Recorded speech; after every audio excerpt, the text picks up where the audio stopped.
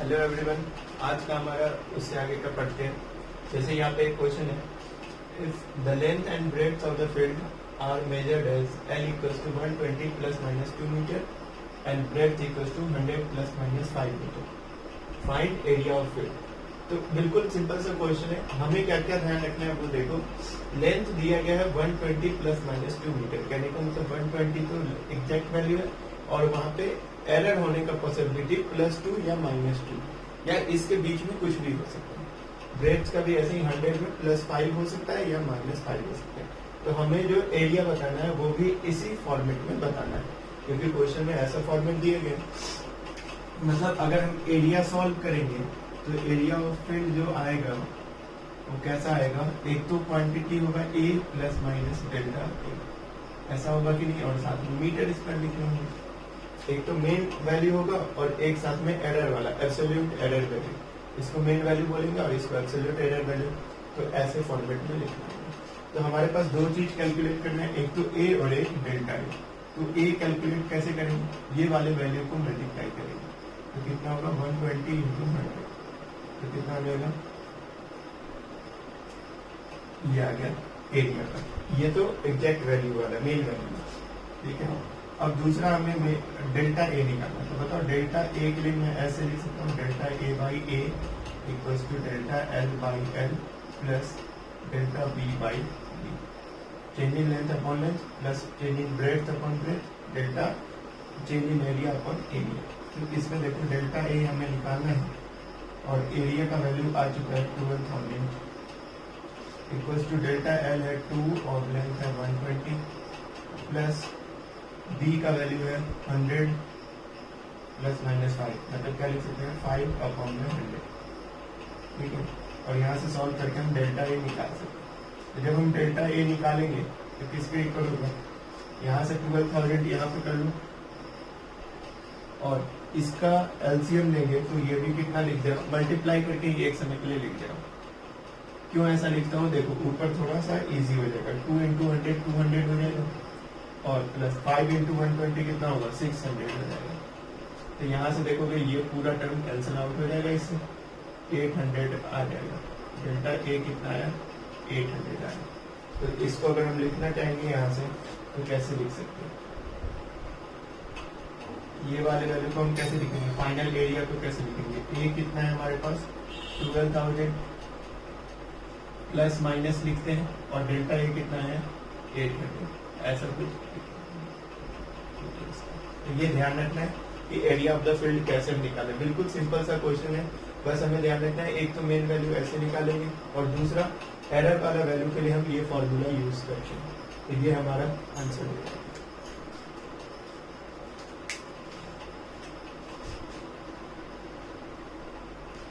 अब हम लोग इससे आगे का टॉपिक पढ़ते हैं, एरर्स इन डिवीजन। इससे आगे क्या है, अभी तक हम लोगों ने एडिशन पढ़ रखा है, सब्ट्रैक्शन पढ़ रखा है, मल्टीप्लिकेशन भी पढ़ लिया। अब हम लोगों ने पढ़ेंगे डिवीजन। तो डिवीजन कहने का मतलब मान लो एक क्वांटिटी ए होगा और दूसरा क्वांटिटी बी होगा, ठीक है। और ए और बी बेसिकली होता कुछ नहीं, ये ध्यान रखना है, ए और बी नहीं, ये शॉर्ट फॉर्म में लिख रहा हूँ, एरर इन ए। इसका मतलब ये एरर इन ए कितना दिया गया, ए plus minus delta A. Error भी नहीं बोलो, इसको हम बोल सकते हैं A is expressed in form of A is expressed as A plus minus delta A। कोई क्वांटिटी है जो इस फॉर्म में एक्सप्रेस है। ऐसे ही B is expressed as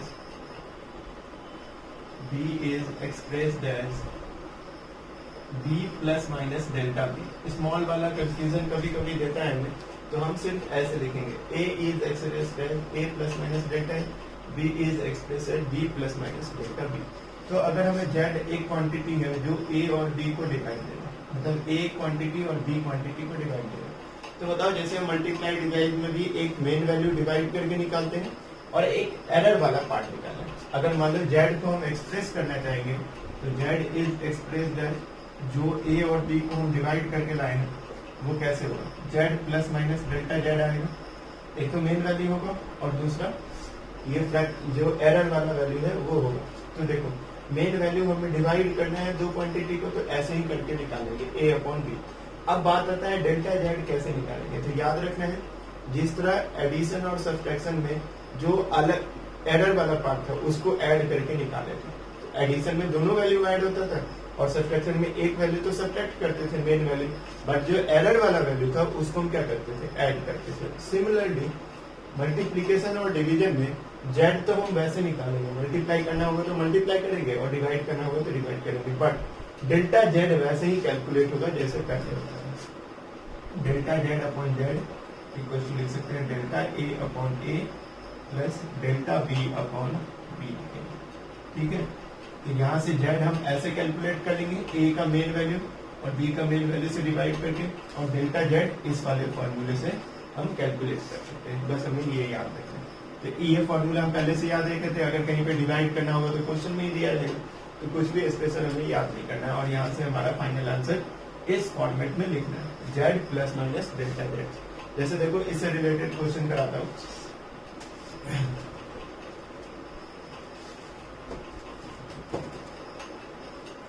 अब जैसे देखो वोल्टेज क्या दिया गया, if voltage equals to given 100 plus minus 5 volt and current is given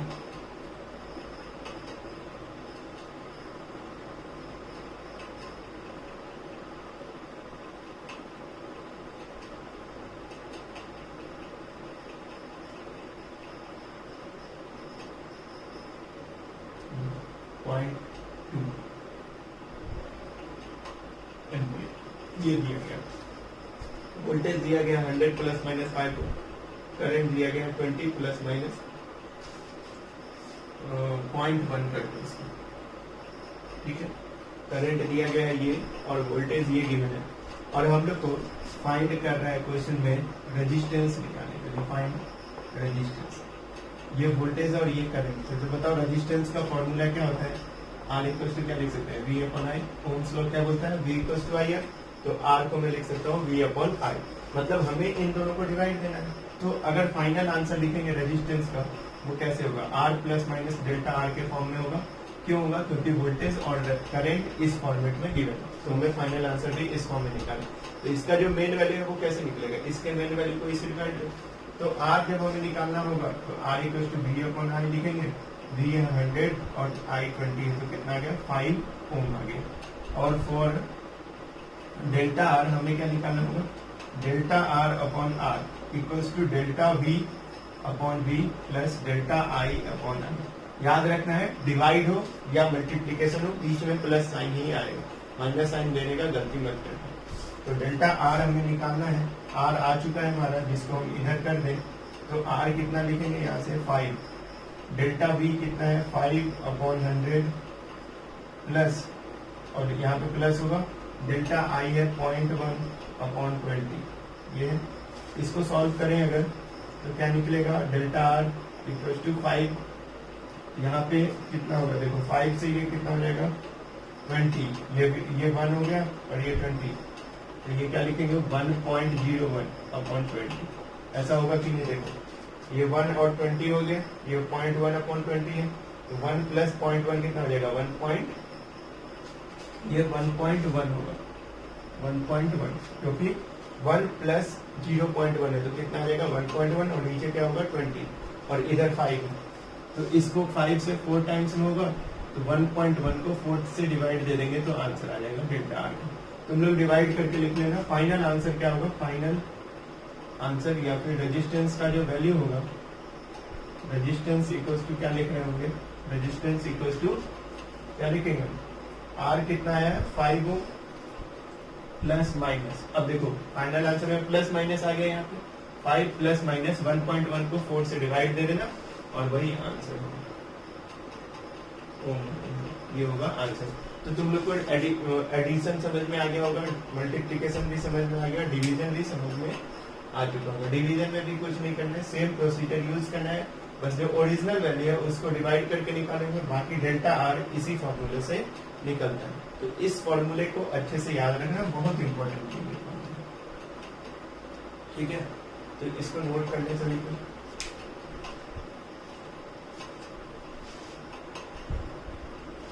देखो नेक्स्ट टॉपिक है हमारा पावर रूल। पावर रूल कहने का मतलब क्या है, अगर मान लो कोई एक्सप्रेशन इस फॉर्म में दिया गया है कि z इक्वल्स टू लिखा हुआ है x raise to the power a, y raise to the power b, e raise to the power c और q raise to the power d। ऐसे कुछ भी हो सकता है, मतलब पावर्स या तो ऊपर हो सकते हैं या फिर नीचे। जैसे हम देखते हैं ना, अगर मान लो कोई फॉर्मूला है जैसे t equals to 2 pi root under l by g, मान लो हमारे पास फॉर्मूला है time period equals to 2 pi root under l by g। अगर सही से देखें तो ये क्या लिखा हुआ है, 2 पाई तो कांस्टेंट है, l का पावर 1/2 और g का पावर क्या लिखा हुआ है 1/2। इस फॉर्मेट में अगर क्वेश्चन आ गया और हमें एरर निकालना होगा तो कैसे एरर निकालेंगे वो समझो। पहला बात तो क्या है कि जब भी हम कोई क्वेश्चन करते हैं तो दो पार्ट करना होता है। एक तो मेन वैल्यू निकालना होता है, वो जो एक्सप्रेशन गिवन होगा उसके अकॉर्डिंग। जैसे एडिशन करना था तो दोनों के मेन वैल्यू को हम ऐड किए थे, सब्ट्रैक्शन में माइनस किए थे, मल्टीप्लीकेशन में मल्टीप्लाई किए थे और डिवाइड किए थे। उसी तरह अगर कोई ऐसा एक्सप्रेशन मिल जाए तो मेन वैल्यू तो कैसे निकलेगा, सबका x y z x y p q सबका वैल्यू पुट करो, a b c d जो भी दिया रहेगा उससे मेन वैल्यू निकलेगा। जैसे मान लो अगर हमें टाइम पीरियड निकालना है तो l का जो वैल्यू दिया गया है, g का जो वैल्यू दिया गया है वो सब पुट करेंगे तो t निकल जाएगा। और फाइनल आंसर किस फॉर्म में लिखना होता है, t plus minus delta t लिखना होगा। तो इस डेल्टा t को कैसे निकालेंगे इसको हमें समझना है। किसी भी क्वेश्चन में दो चीज निकालना होता है ना, एक तो मेन वैल्यू जो कैसे निकलता है, जो भी एक्सप्रेशन दिया गया होगा और जो कॉम्बिनेशन बताया जाएगा, अगर प्लस माइनस मल्टीप्लीकेशन डिवाइड है तो हम ये करेंगे, नहीं तो अगर ये दिया गया है फॉर्मूला तो फॉर्मूला के अकॉर्डिंग उसका सारा वैल्यू पुट करके हम मेन वैल्यू निकालेंगे। अब बात आता है डेल्टा टी ऐसे फॉर्मेट में कैसे निकालेंगे। हमने सारा फॉर्मेट पढ़ लिया, अब हमें इस एक्सप्रेशन का डेल्टा निकालना है, मतलब चेंज निकालना है। तो देखो अगर z का हम चेंज निकालेंगे तो डेल्टा z बाई z लिख रहे होंगे। डेल्टा z बाई z का मतलब क्या हुआ, this delta z is change in z, और इसको डिवाइड कर रहे हैं ओरिजिनल z से, तो ये क्या है फ्रैक्शनल चेंज इन z है या फिर रिलेटिव चेंज इन z है। तो इसको मैं किसके इक्वल लिखूंगा, देखो x का पावर a है तो लिखना है a delta x by x। ध्यान रखना है सभी को, जो पावर है उसको नीचे लाओ और x को किस फॉर्म में लिख दो, डेल्टा x अपॉन x, मतलब a into delta x by x क्या है, change in z upon x, मतलब फ्रैक्शनल चेंज इन x और relative change in x, plus y का पावर b है तो b into delta y upon y, ये लिखना है, ठीक है, b into delta y upon y। अब जो नीचे है p का पावर c है तो हम लिखेंगे c into delta p by p, but याद रखना है कि साइन अभी भी पॉजिटिव होगा, चाहे वो ऊपर लिखा हो या नीचे लिखा हो। जिस तरह डिवीजन में जो नीचे लिखा था उसको भी ऐड किए थे, उसी तरह यहाँ पे जो भी नीचे लिखा होगा डिनोमिनेटर में, इसको भी हम क्या करेंगे ऊपर ले जाएंगे। ऊपर ले जाने से मतलब नहीं है, इसका पावर भी इस फॉर्म में लिखेंगे c into delta p by p, ठीक है। और नेक्स्ट टर्म क्या लिखेंगे, d into delta q by q, ऐसे लिखेंगे। तो ये आ जाएगा हमारा एक्सप्रेशन, जिसको याद करना बहुत डिफिकल्ट नहीं है। Delta z upon z equals to a into delta x upon x plus b into delta y upon y plus c into delta p upon p plus d into delta q upon q। याद रखना है हर एक sign positive होगा, powers जो भी होंगे उस power को पॉजिटिव फॉर्म में लिखना है, चाहे नेगेटिव में हो चाहे पॉजिटिव में हो, हमें पॉजिटिव में लिखना है, क्योंकि हम एरर निकाले हैं, एरर में सब्ट्रैक्शन नहीं करते हैं, डेल्टा वाले में कहीं पे सब्ट्रैक्शन नहीं यूज करते हैं। तो देखो यहाँ से ये डेल्टा z अपॉन z क्या है, रिलेटिव एरर या फिर फ्रैक्शनल एरर, क्या लिखा हुआ है, रिलेटिव एरर या फिर फ्रैक्शनल एरर। इस डेल्टा x बाई x का मतलब क्या है, या फ्रैक्शनल यानी z, सेम है, ये क्या लिखा हुआ है, रिलेटिव एरर या फिर fractional error in x and so on. ये डेल्टा y अपॉन y क्या था, रिलेटिव एरर या फ्रैक्शनल एरर इन y, ये p ये q, ऐसा कुछ। अगर मान लो इस एक्सप्रेशन को मैं 100 से दोनों तरफ मल्टीप्लाई कर दूं, इस एक्सप्रेशन को मैं दोनों तरफ 100 से मल्टीप्लाई कर दूं तो क्या हो जाएगा, देखो delta z by z into 100 ये होगा इक्वल्स टू, हर एक टर्म में 100 से मल्टीप्लाई होगा, दोनों तरफ कर रहे हैं तो a into delta x by x into 100।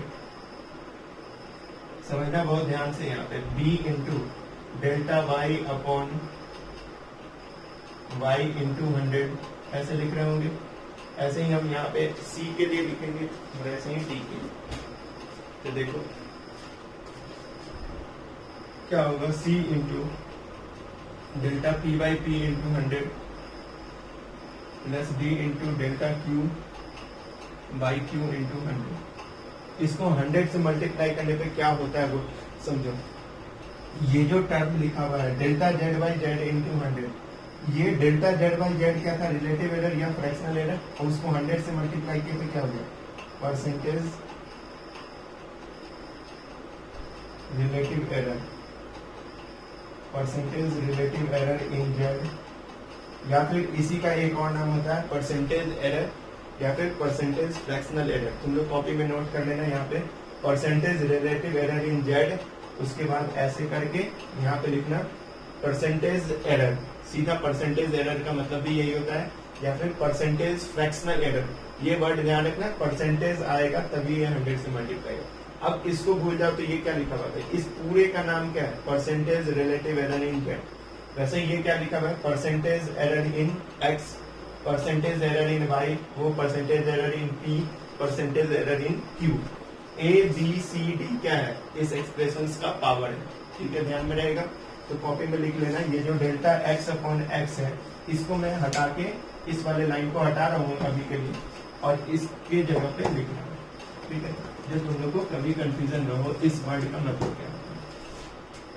तो ये जो वर्ड लिखा हुआ है delta x upon x, delta X by X into 100, यह क्या लिखा हुआ है, परसेंटेज एरर इन एक्स या फिर रिलेटिव एरर इन एक्स या फिर percentage relative error, percentage relative error in x या फिर परसेंटेज एरर इन एक्स या फिर percentage fractional error in x, ठीक है, इन एक्स, ठीक है, ये दिया रहेगा। और इसका जो आंसर होगा जैसे 2%, 3% ये आता है, क्योंकि परसेंटेज बोल दिया था 100 से मल्टीप्लाई होगा, तो आंसर परसेंट में लिखना है, ठीक है, ध्यान रखना है। इसी तरह ये भी लिख सकते हो, वो भी लिख सकते हो और वो भी लिख सकते हो, ठीक है। तो इसको नोट करो सभी के। अब देखो इस क्वेश्चन में क्या बोला गया है, a physical quantity x is given by x equals to a square b cube upon c root d, ठीक है। और साथ में दिया गया है एक percentage error in a b c and d are, a का परसेंटेज एरर 2% दिया गया, b का परसेंटेज एरर 1 दिया गया, c का 3 और d का 4 दिया गया है रेस्पेक्टिवली, मतलब ऑर्डर वाइज। तो हमें परसेंटेज एरर इन x निकालना है। तो देखो परसेंटेज एरर इन x का मतलब क्या होता है, इस वर्ड का मतलब क्या होता है, delta X by X into 100, ठीक है, इसका यही मतलब होता है। और ये क्वेश्चन में निकालना है, ये फाइंड आउट करना है। तो इससे रिलेटेड एक्सप्रेशन में लिखूंगा delta X by X into 100 equal to क्या लिखूंगा, देखो 2 into delta A by A into 100, ये लिख रहे होंगे, पावर 2 है ना, और बी के लिए क्या है 3 into delta B by B into 100, ठीक है। सी का पावर कुछ नहीं है, मतलब 1 है, plus 1 into delta C by C into 100, D का पावर 1/2 है, तो क्या लिखेंगे 1/2 into delta D by D into 100, ये होगा, ठीक है, ये वाला टर्म होगा। देख लो इसमें कहीं पे कोई दिक्कत नहीं होना चाहिए। x का पावर यहाँ पे 1 है, तो 1 into delta X by X into 100 भी समझ सकते हो। a का पावर 2, b का पावर 3, c का पावर 1, d का पावर 1/2, क्योंकि d का रूट है और रूट को हम किस फॉर्म में लिखते हैं, पावर के फॉर्म में 1/2। अब देखो ये हमें निकाल, ये पूरा वैल्यू को ही हम क्या बोलते हैं, परसेंटेज एरर इन एक्स, ये तो निकालना है। 2 इंटू ये देखो delta A by A into 100 का वैल्यू दिया गया है 2%, परसेंटेज एरर इन ए कितना है 2%, और ये वर्ड भी क्या लिखा हुआ है, परसेंटेज एरर इन ए, तो 2% प्लस 3 इंटू 1%, बी का कितना दिया गया 1, सी का कितना दिया गया 3, तो 1 इंटू 3%, और साथ में 1/2 इंटू डी कितना दिया गया 4%। तो यहां से देखो 2 इंटू 2 4 प्लस 3% प्लस 3%, और वो कितना हो गया 2%, तो कितना हो गया 3 2 5 3 8 8 प्लस 4 12% का आंसर है। बहुत इजी सवाल होता है, बस हमें हर एक टर्म्स का मतलब समझ में आना चाहिए कि क्या टर्म्स लिखा हुआ है। तो इसका आंसर कितना होगा, 12% होगा। परसेंटेज एरर इन एक्स कितना होगा, 12% होगा। इसको नोट कर लेंगे।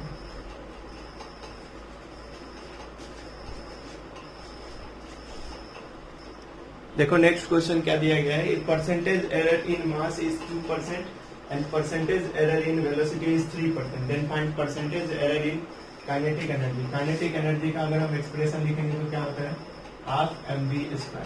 ठीक है, अब ध्यान रखना है कुछ बातों का, ये जो हाफ है इससे हमें कोई लेना देना नहीं, ये हाफ से कोई लेना देना नहीं है, क्योंकि ये हाफ क्या है, यहाँ पे हमारा अलग से कांस्टेंट है, जो कांस्टेंट कभी भी एरर पे कोई इफेक्ट नहीं डालता है। ठीक है, तो काइनेटिक एनर्जी में किस पे डिपेंड करता है, m का पावर 1 है और v का पावर 2, m का पावर 1 है और v का पावर 2 है। तो काइनेटिक एनर्जी का हम अगर percentage error in kinetic energy निकालेंगे, मतलब डेल्टा के ई अपॉन के ई इंटू 100, ये निकालना है हमें। इक्वल्स टू क्या लिख सकते हैं, डेल्टा m का पावर 1 है तो 1 into delta m by M into 100 लिखेंगे, प्लस v का पावर 2 है तो 2 into delta v by v into 100 लिखना है। ठीक है, याद रखना इस 1/2 का यहाँ पे यूजलेस, ये एरर निकालने के समय यूजलेस होगा, जैसे डायमेंशन निकालने के समय होता है। तो ये तो हमें निकालना है percentage change in percentage error in kinetic energy, 1 into delta m by M into 100, ये पूरा टर्म क्या है, परसेंटेज एरर इन मास कितना दिया गया है 2%, plus 2 into delta v upon v कितना दिया गया है, एरर इन वेलोसिटी दिया गया है 3%, तो 3 इंटू 6 प्लस 2 कितना हो जाएगा, 8% आंसर होगा।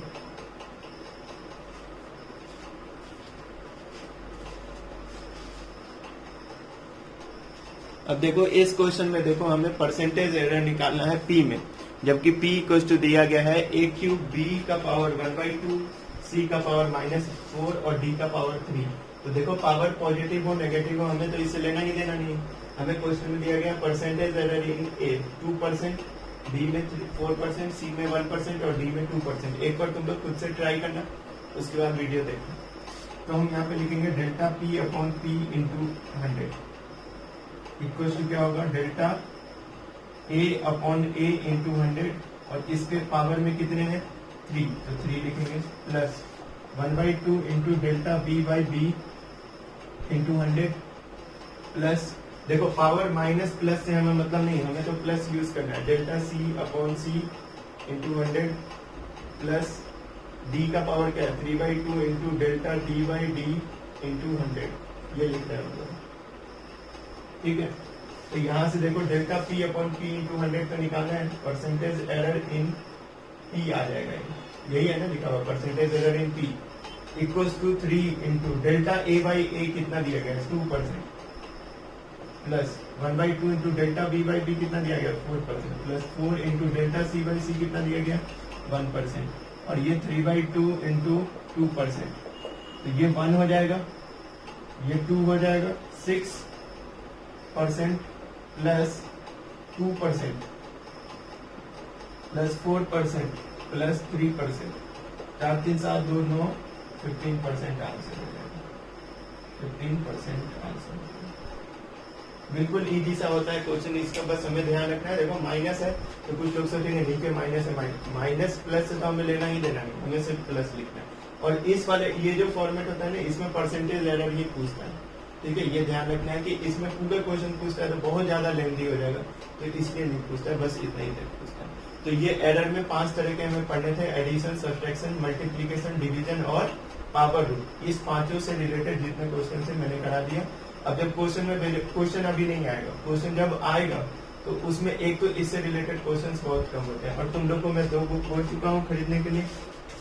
सिर्फ जो लोग बोर्ड का प्रिपरेशन कर रहे हैं, सिर्फ जिनको बोर्ड में 100%, 99, 98 लाना है, वो लोग SL अरोड़ा का बुक परचेज कर लेंगे।